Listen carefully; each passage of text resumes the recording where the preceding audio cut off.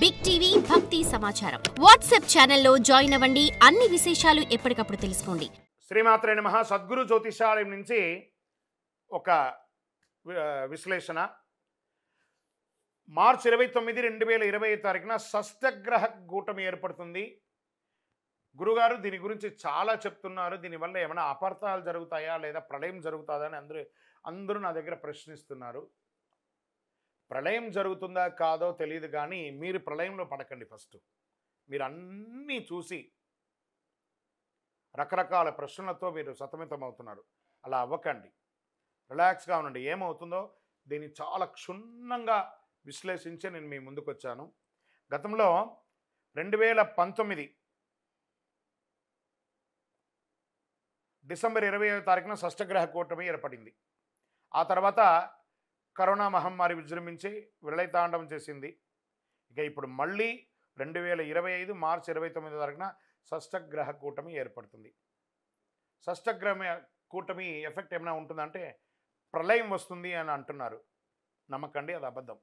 ప్రళయం ఏం రాదు. ఇబ్బందులు వస్తూ ఉంటాయి. ఏమంటే జ్వరం వచ్చిందంటే పారాసెటమాల్ వేసుకొని శరీరం అంతా వీక్నెస్ కదా, అలా కొంచెం ఇబ్బందులు వస్తాయి, కానీ ప్రళయం అయితే రాదు. చాలామందికి ఒక అపోహ, హెచ్ఎంపీవీ వైరస్ విజృంభిస్తుందా? నో. ప్రభుత్వం చక్కటి దానికి కావాల్సినటువంటి ఏర్పాట్లన్నీ చేస్తున్నారు. అలాంటి ఏ భయం పెట్టుకోకండి.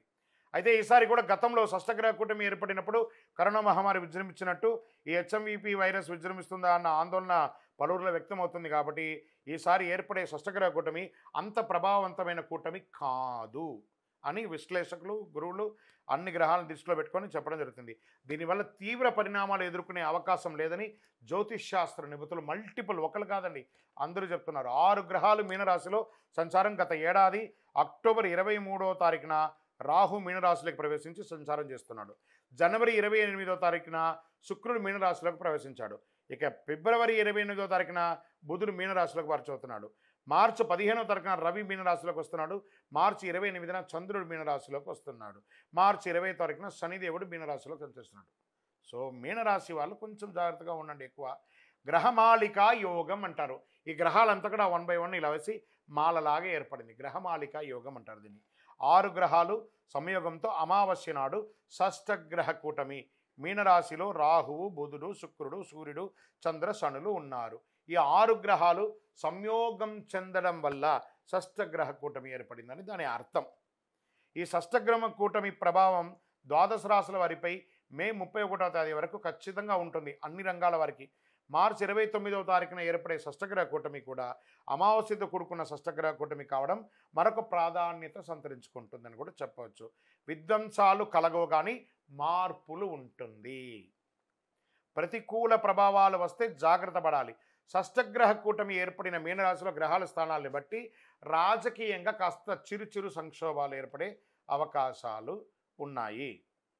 ఇతర రాశులతో ఆయా గ్రహాలు ఏ స్థానంలో ఉన్నాయో తెలుసుకోవచ్చు. దాన్ని బట్టి నెగిటివ్ ప్రభావం ఇచ్చే జాగ్రత్తల పరిహారాలు పాటిస్తే మంచిది. ప్రకృతి విలేపాలు చిన్నగా జరుగుతుంది. భారతదేశంలో అంతగా ప్రకృతి విలేపాలు ఉండకపోవచ్చు. ఎందుకంటే మీనరాశిలో షష్టగ్రహ కూటమి రావడం అనేది గ్రహమాలిక యోగం ద్వారా ఉన్నది కాబట్టి మన యొక్క భారతదేశంలో అంతగా ఉండకపోవచ్చు. విదేశాల్లో కాస్త జలప్రళయం, సునామీ, భూకంపం లాంటిది వస్తే రావచ్చు.